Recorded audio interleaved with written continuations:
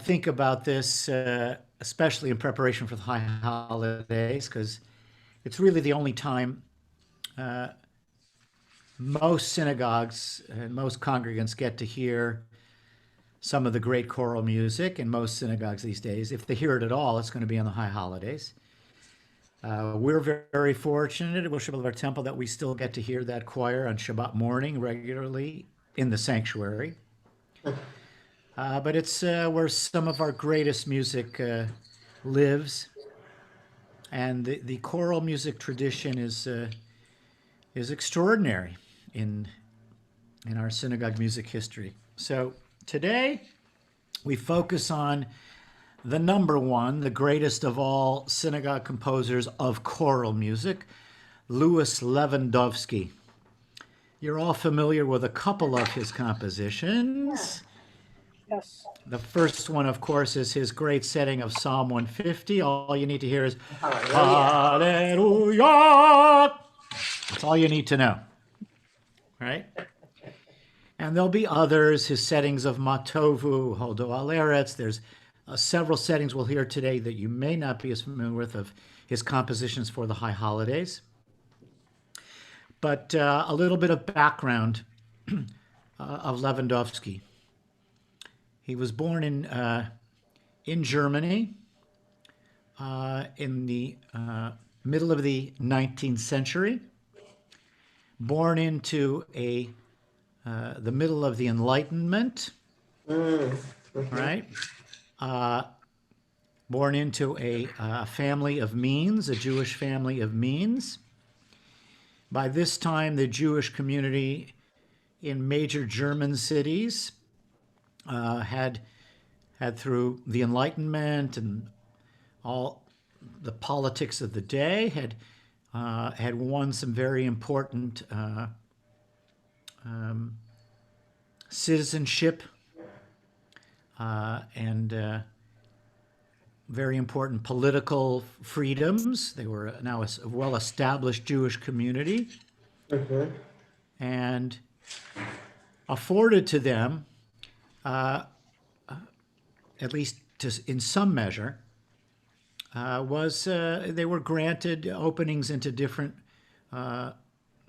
places in society, and they were very fast to take advantage of those new freedoms.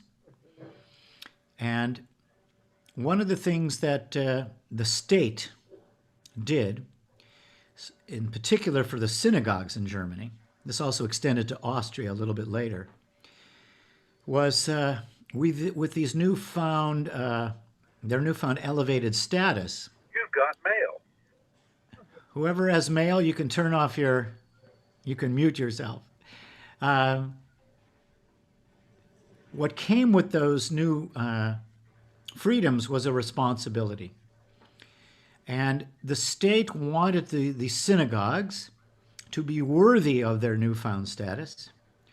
And they wanted the synagogues to create a more elevated, more sophisticated, more proper music for the synagogue. They wanted decorum.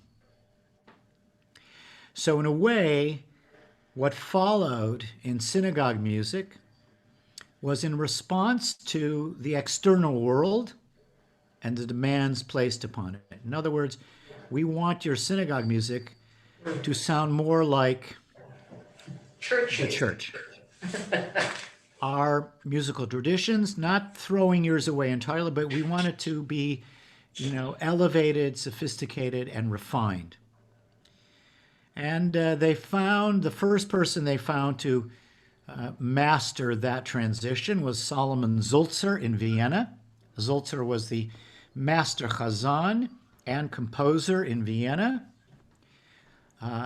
He was a brilliant musician and singer and a composer, a close friend of Franz Schubert, Beethoven, and all the other great musical celebrities of his day. In Berlin, it was Louis Lewandowski, who was, in his own mind, a disciple of Felix Mendelssohn and wanted to become the next Mendelssohn. If you recall, Felix Mendelssohn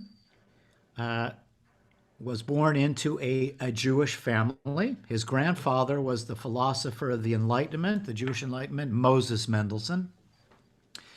Moses Mendelssohn's son, Felix's father, converted to Catholicism and raised his two children, who were both brilliant musicians in their own right. There was Felix Mendelssohn and Fanny Mendelssohn, Felix's sister, who was a brilliant composer and pianist. But to our the great delight of the Jewish world ever since, the family name, was adopted was Bartholdy. So often, if you see a program with Mendelssohn, it's listed as Felix Mendelssohn Bartholdy. And Felix's father very much wanted him to drop the Mendelssohn and just become Bartholdy. Great pressure in the Jewish community in those days to, become as non-Jewish identified as possible. Felix, for whatever reasons, refused to do that. He had some kind of inner attachment to his tradition and maintained his identity as some kind of Jew, right? So he was a superstar. Mendelssohn was probably the greatest child prodigy in the history of the European world, even more so than Mozart. Wow. And any other composer. He was just this wunderkind genius, pianist, composer. So Lewandowski, of course, grew up under that magical spell of Mendelssohn and wanted to become the next Mendelssohn. And through some contacts in the community, Lewandowski was one of the few Jews who was granted permission to attend the university. Jews were not permitted to attend institutions of higher learning. This is already in the middle of the 19th century. And also, it was arranged for him to meet with Mendelssohn himself. Mendelssohn was probably an old man by that time, in his 50s. And he took compositions to play for Mendelssohn. And Mendelssohn listened and told him, Louis, you're a very talented young composer. And it's clear to me that you have a great passion for the music of your people. He said, the world doesn't need another Mendelssohn. It needs a Lewandowski. So my recommendation to you is devote your musical talents to the music of your people in the synagogue. Thankfully for us, he took Mendelssohn's advice. He became the music director of the largest synagogue in all of Germany.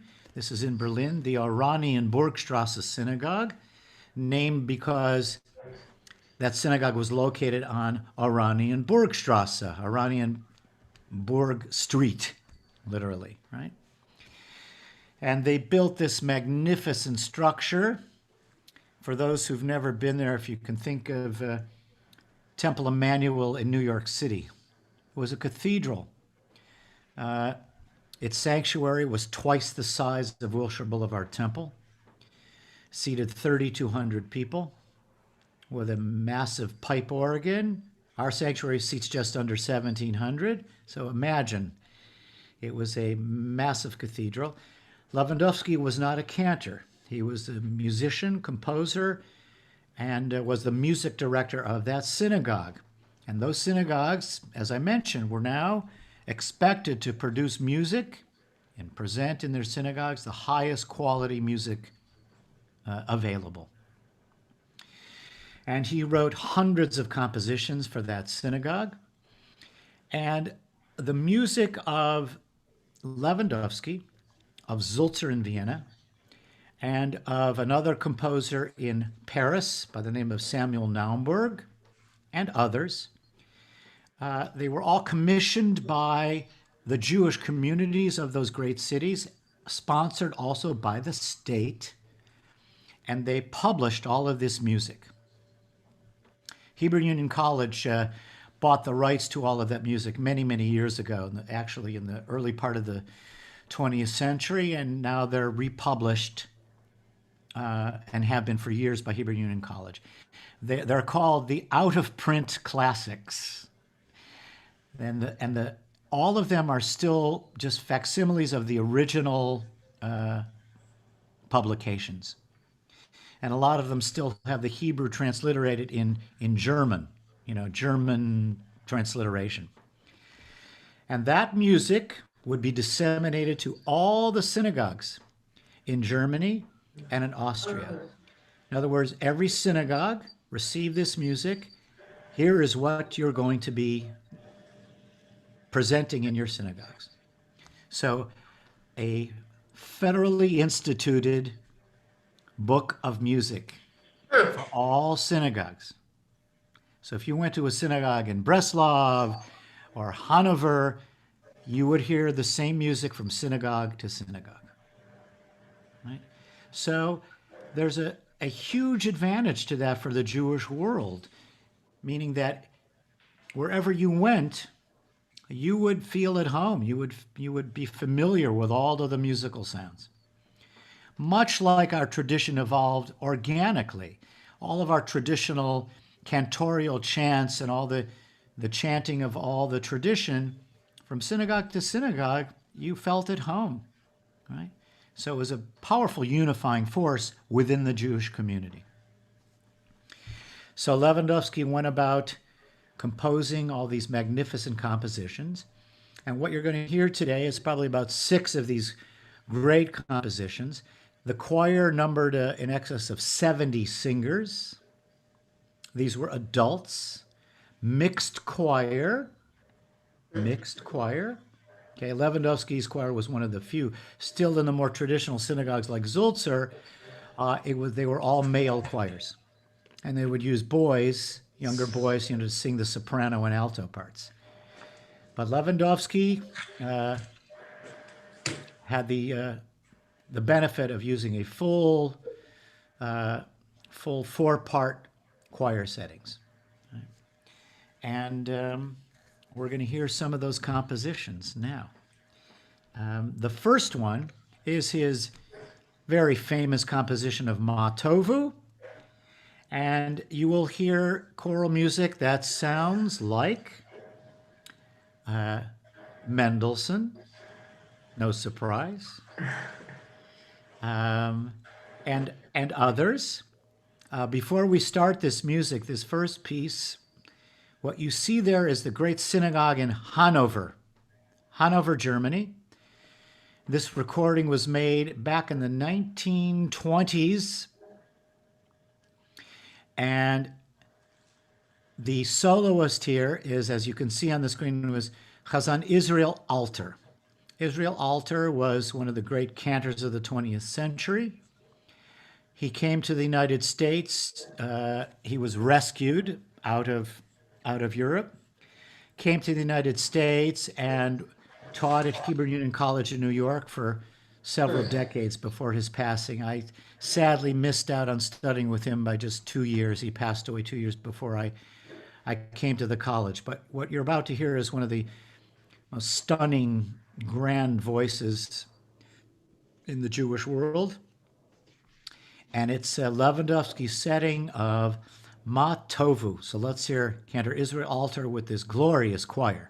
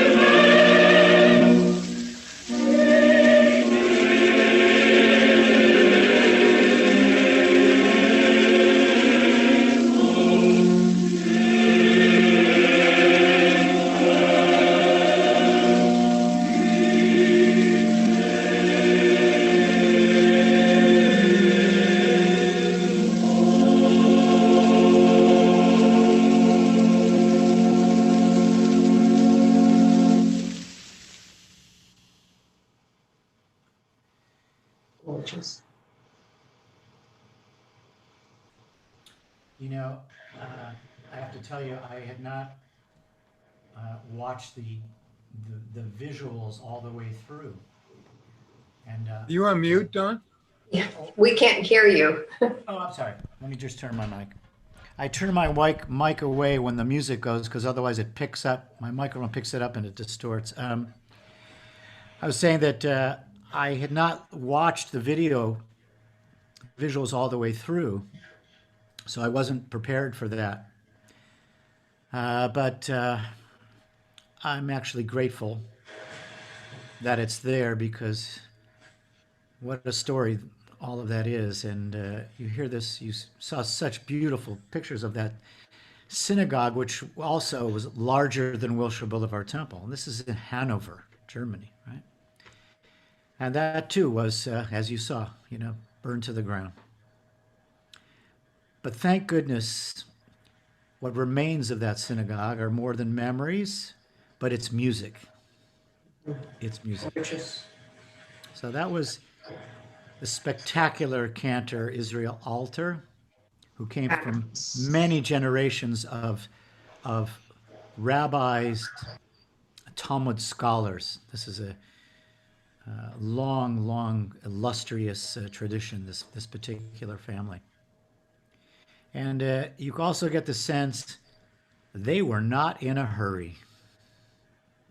They were not in a hurry. This is also a quality within German culture, German music. We're here for a long-winded experience. If you think of the great, German novels of the 19th century, the great German music, even into the 20th century of the great composers like Mahler and Bruckner, all their symphonies are like an hour at least, if not longer. And so, what a treat! And that, by the way, that's the opening hymn. Opening hymn, right? So that's Ma Tovu, just spectacular. The next piece we have ready. Don, if you can just put that up for us. I'm blanking what our next piece is. I think it's I believe. Don't play it, and then I'll tell you what it is. I believe the next piece is from the Torah service And it's when we're putting the Torah scroll back, Yahalelu et Shem Adonai, and then it goes into Lewandowski's setting of Hodo al Eretz. Hodo al Eretz. And let's give it a shot. The grand music to accompany the Torah being returned to the ark.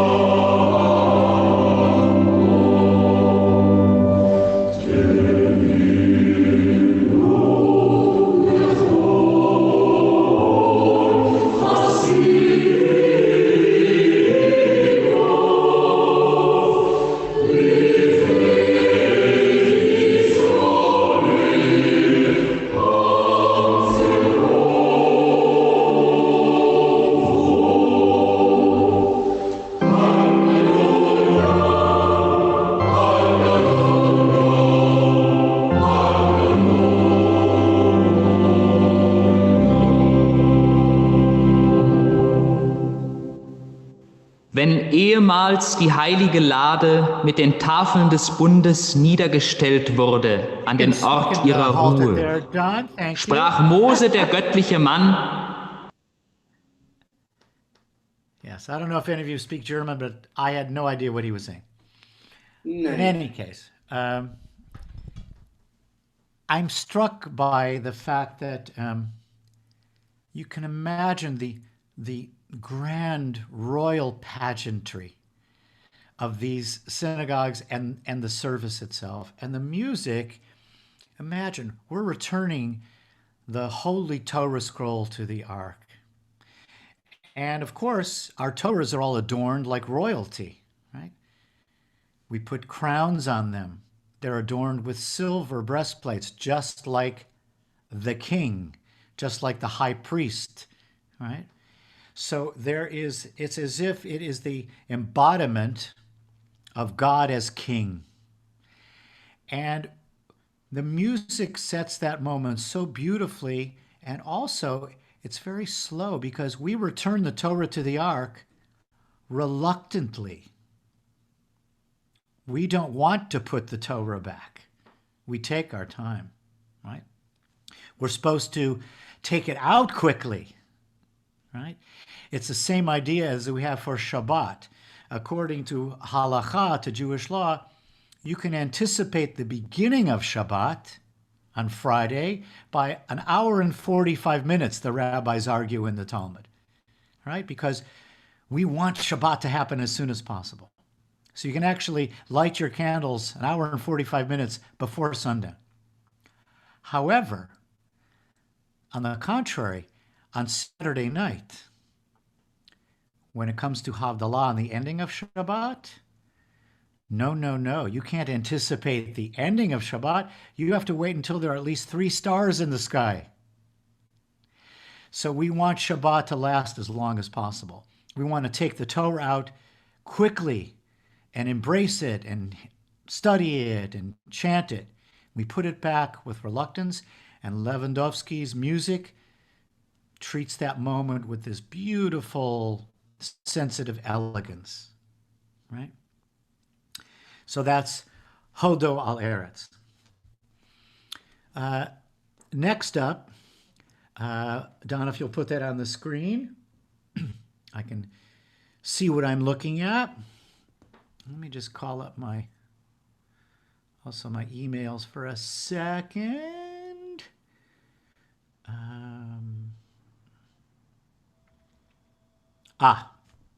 So let's see. It's the third one down, Dan. Third one down. It No, is. you're there, just the third one. There we go. It's up at the top. Oh, there it is. So let me see. I'm looking through here. Let's play it, and then I'll tell you what it is. Let's start it.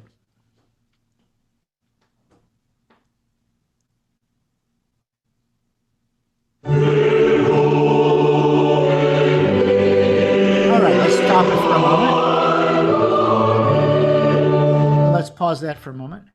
This is a Lewandowski setting of Lecha Dodi. Lecha Dodi. We welcome the Sabbath bride, and again, with royal, elegant music. Lecha Dodi. Let's hear.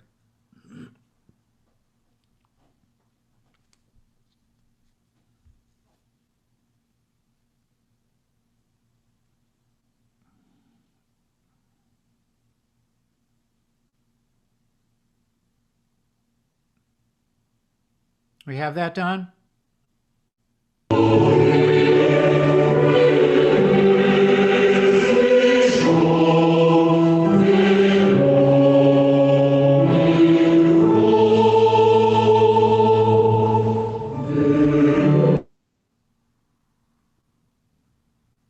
think we were okay. We're starting it back at the beginning.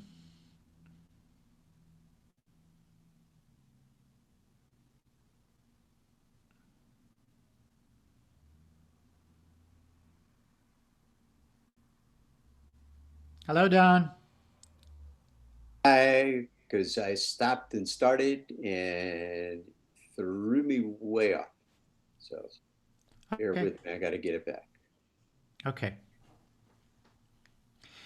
So what this next selection will show also that on Friday evenings, these were major happenings with hundreds, if not 1,000 people in the sanctuary to greet Shabbat. People would be dressed, really dressed formally. I've seen many pictures of congregants in their, formal attire, men and women. And, the whole culture was of that style. So let's see if we can get back to this setting from the Shabbat evening service. Maybe I can even access it on my end. Let's see if I can actually do that.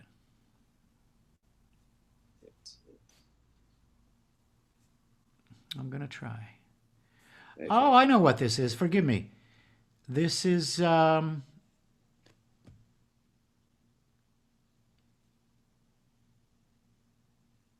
I don't know what happened here. Okay, this is the ending of Adon Olam. Adon Olam.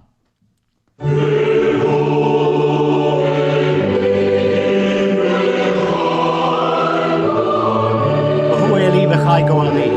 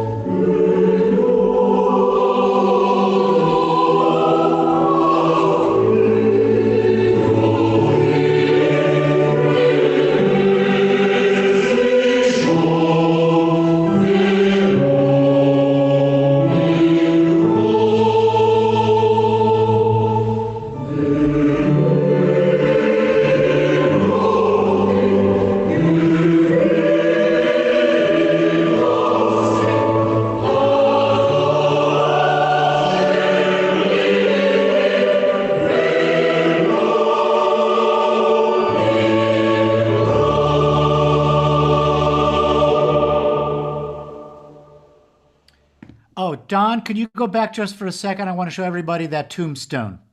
Let me just see if you can just get that last shot back.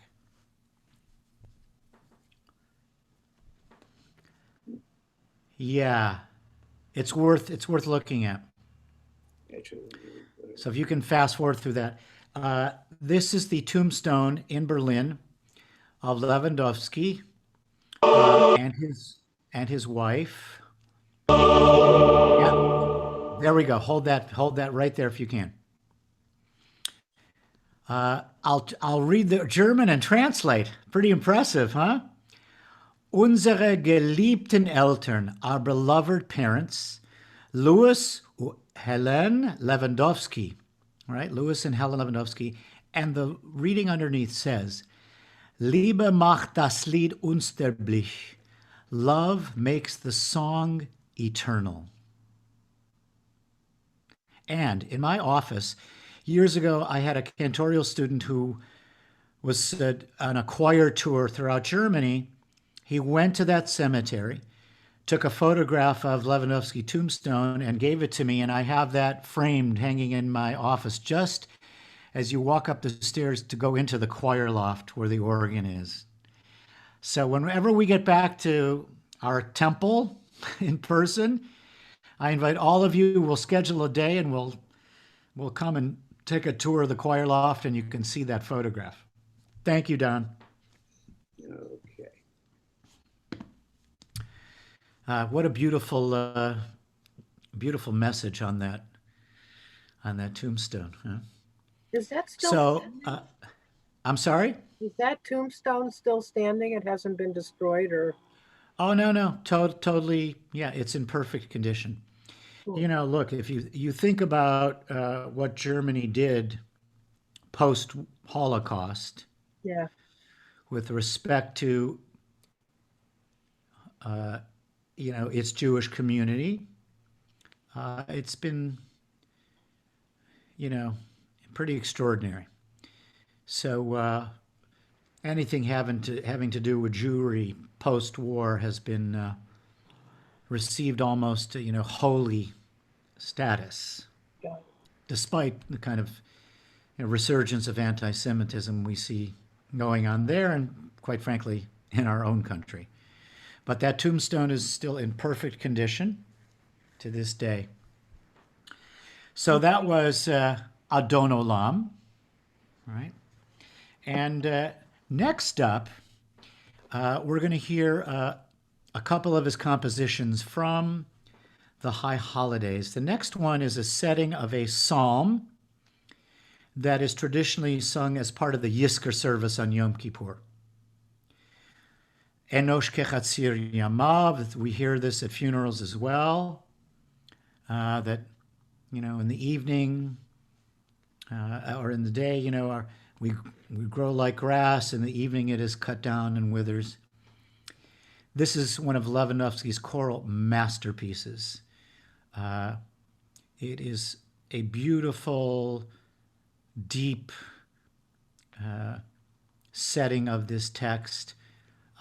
It is very similar to two movements that you'll hear in Mendelssohn's Elijah. Just beautiful and elegant and deep. So let's hear Enosh kechatzir yamav, all choir by Lewandowski.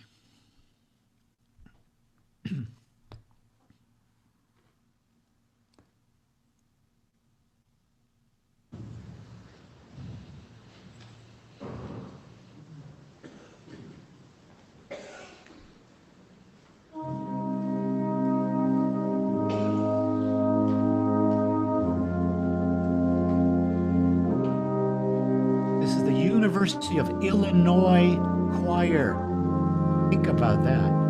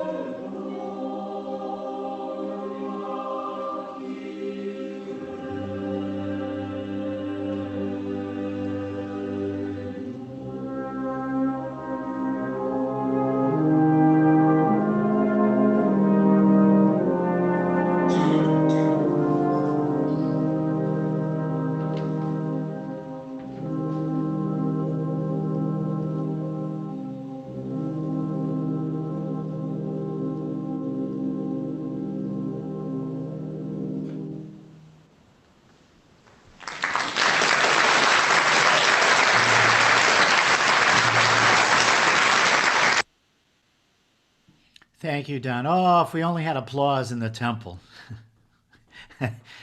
I'm just kidding. That it's so remarkable for so many reasons that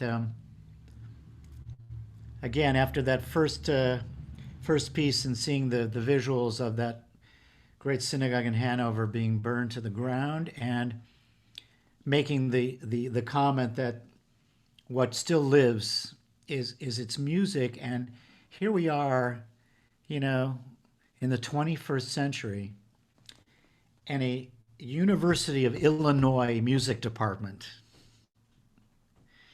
is performing Lewandowski in concert. Not only with the pipe organ, but also they had that arranged also for a brass quintet, right? We should just take a moment and take that fact in. The life, the eternal life of great music. That is as hopeful an experience as I can imagine. Really extraordinary.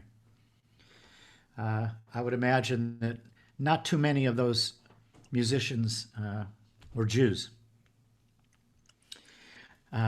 So what a glorious piece, When we come back to the sanctuary, I'm going to make you a promise. In our Yizkor service, we're going to hear that Enosh Kechatzir as the opening musical piece to our Yizkor service. Right? So next up, one of Lewandowski's most beautiful pieces. This is from the Rosh Hashanah morning service. And it's a piece, we have these three main sections on Rosh Hashanah that are additions to the liturgy that are unique. We only hear this liturgy on Rosh Hashanah. These three important sections. The first one is Malchuyot, deals with the image of God as king, the sovereignty of God. The second section is Zichronot, which means remembrance. And it is God is a God who remembers us with mercy. And the text there focuses on the Akedah, the binding of Isaac. Right? And each of those sections is marked by 10 verses, 10 biblical verses for each of these three sections of kingship of God, God who remembers us in mercy. And the third section, shofarot, literally meaning, the calls of the shofar, but that is about redemption and the world to come.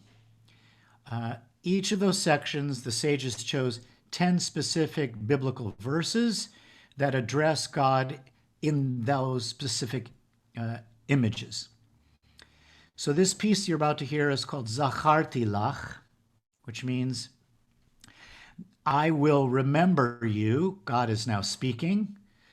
I will remember you, chesed uraich, with mercy and with loving mercy. And it's one of Lewandowski's signature pieces. As soon as you hear this particular musical melody, Zacharti lach, it's that moment, and it's Lewandowski. So here is this beautiful piece, Zacharti Lach by Lewandowski.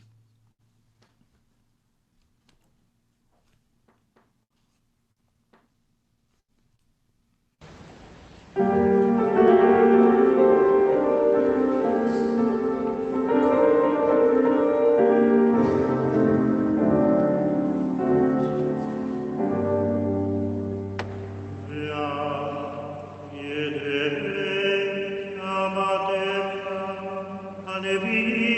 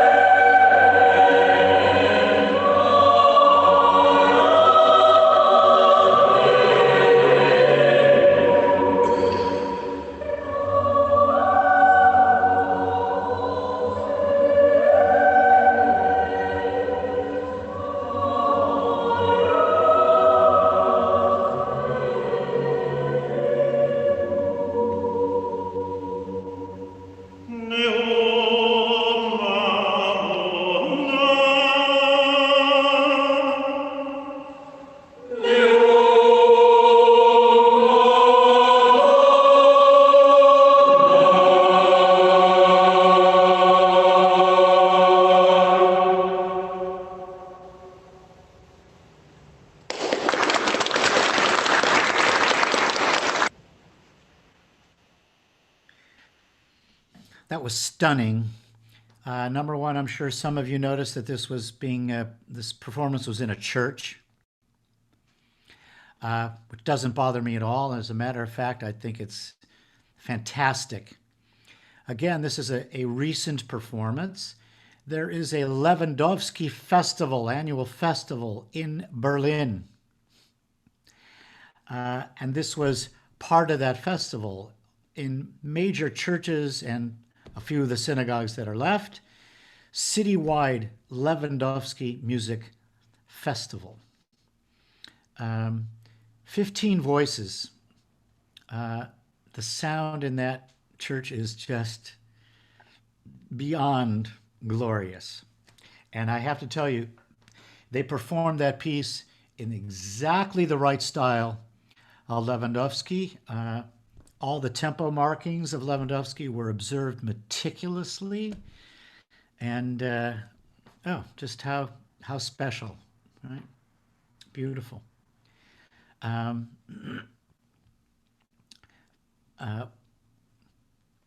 It makes me, it's impossible not to think about how our culture has changed over the past century. All of this style of music was brought to the United States. Many of the major synagogues in America, and I will say both conservative, but even more in the large Reform temples in America, did we hear this kind of music on the high holidays. When I was still in New York, one of my students did her master's thesis on the musical history of Temple Emmanuel in New York. And I learned so much from her research. Temple Emmanuel and others like it followed in the tradition of these great European, in particular German synagogues where Reform Judaism was born by, in one way in particular, and that was the synagogue's music. It was of the highest quality, and it was perhaps the most important thing to those temples and their congregants. The music had to be the highest possible music and the finest performance available. And in New York City, before they hired a cantor, they hired a music director who was a great, accomplished Jewish composer, Lazar Saminsky. They did not have a cantor in the beginning, but he, of course, was charged with sustaining and maintaining this level of synagogue musical performance, choral music by the great Lewandowski and others. He added his own compositions to that. To this day, a lot of the music at Temple Emmanuel, certainly on the high holidays, you'll hear new things too, but it is founded and grounded in this glorious tradition of Lewandowski and others. Let's open up. We can unmute everyone and we'll have a little discussion. Of course, we have to end our session today with an amazing, stunning performance of his great Psalm 150. But before we do that, let's share some comments. So, Don, Yeah. this morning I heard that the Notre Dame Cathedral organ is being dismantled for repair, obviously after the big fire. Right. And knowing a bit about our organ, they said the Notre Dame Cathedral had 8,000 pipes and it was covered with lead because of the fire. Fortunately, we didn't have it. Right. Just real quickly, I'll tell you that our organ, which has 4,102 pipes by comparison, took 16,400 hours to restore. Yes, it did. Okay. It weighed 36,000 Including the pounds. 6 weeks to dismantle it, take it away, and bring it back, right? That's correct. And they hauled it on 2 semis. It was 36,000 pounds. Yeah. How does the support that weight? No, it wasn't that way. It was in pieces. pieces. No, Loaded. but I'm saying the synagogue, how does it support that kind of weight? Well, it doesn't all sit in one place, you know, the pipes No, are all but- distributed, right? And the largest pipe is a pine pipe, 15 feet 9 inches long, weighs 500 pounds. And the smallest pipe is made of tin, and it's 7¼ inches long, Yeah. 3/8 of an inch diameter. Great. You're listening to the expert, okay? Bill is Well, we got intimately it familiar. installed on time, so it's back where it belongs. It all went Exactly. back together in the right way. Correct. I'll tell you, we are very lucky, and that this is Wilshire Boulevard Temple, and that great, magnificent organ is really of supreme importance to this congregation and to that sanctuary. Not all synagogues of similar ages in America have done or would do the same thing. I know in my previous congregation, which was Road of Shalom in Manhattan, also was established, I think, in 1830 something. They had a magnificent, really one of the great pipe organs in America. And there was a torrential rains. This is about also back in 1980s.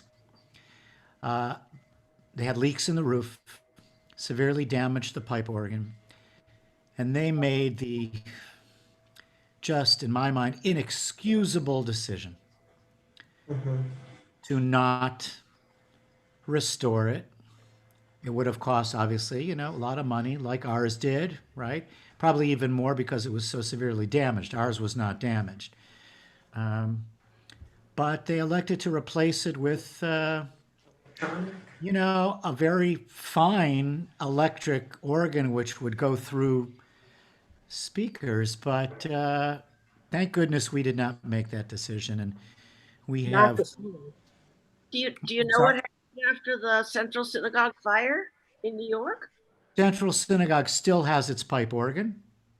Did they have to restore it? Yes, they did. Yeah. Absolutely. But they did. And they still have it. The Temple Emmanuel, obviously their pipe organ is magnificent.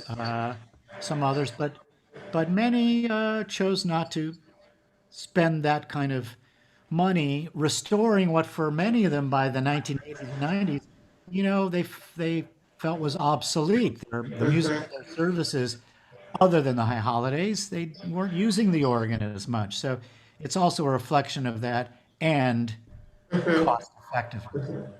But our organ is, it is a piece of our sanctuary. It's really inseparable from that space. So thank goodness for our devotion to that instrument and making sure it's going to be there for a long, long time going forward, right? So Merle, yeah. this explains, this whole section today Mhm. explains to me the transition in music from when I was growing up at Wilshire as a, 5 years old on up, the transition in music during services where we only had a choir or several choirs, depending on, the professional choir, a youth choir, an adult choir. You're exactly right. It Exactly explains all the transition on where it's gone, and where it's come, where it is now, Yeah. which we never knew that history before. Well, I'm glad. Look, it's such a privilege for me to share it with all of you. This is our great, illustrious musical history.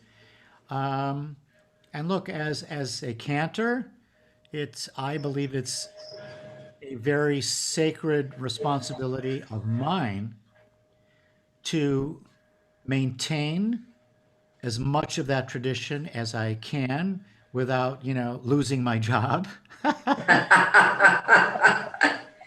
Well, we thank you for it. Yeah. I mean, look, we are so beautifully situated in this respect because no matter what you do, you cannot fight our sanctuary. You can't fight it.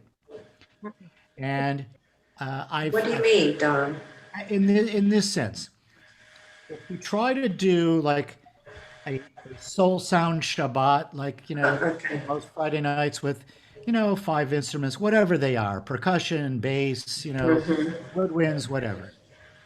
If you try to do a service like that in the sanctuary, and I've done a few of them when we had like an annual meeting and the service in there, you will lose. That sanctuary acoustically Okay. is not designed for amplified music like that. Voices are one thing, but instruments, it sounds cacophonous, ugly, harsh in that sanctuary. It cannot sustain that, and it's just doesn't work. So to this day, on Shabbat morning, when we're in there, week after week for B'nai Mitzvah families, it's professional choir and organ. And also many Shabbat mornings, I'll add cello and flute or oboe up in the choir loft.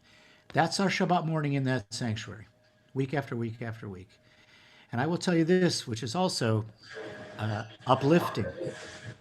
Not only have I never had a complaint about it from any bar mitzvah families, more often than not, I'm asked, like at the last dress rehearsal, Cantor, are we going to have the choir? The organ?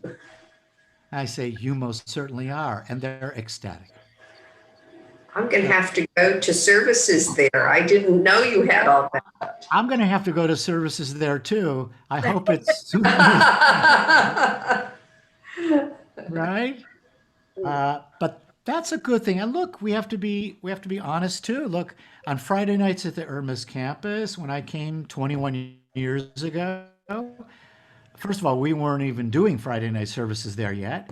But once we started, I knew I had to create a kind of musical language there that would be more contemporary and inviting and engaging to younger people with kids. And that's exactly what we've done. But for me, without sacrificing quality of the music, even though it's different, and quality of presentation, right? And also, the chapel at the Irma's campus also, by the same token, was not designed for grand scale choral music like Lewandowski, right?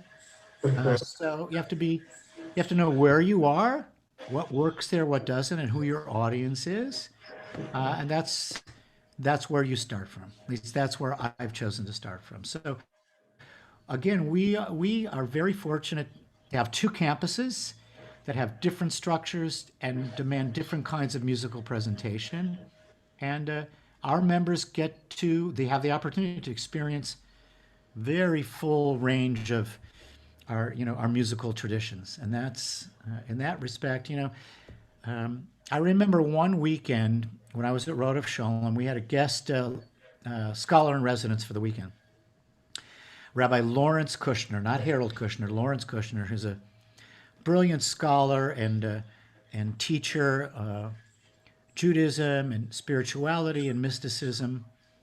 And I remember at his lecture, we had a Friday night service in the sanctuary. We had about 800 people there. And at his lecture downstairs afterwards, talking about different modes of worship. This is now, 25 years ago.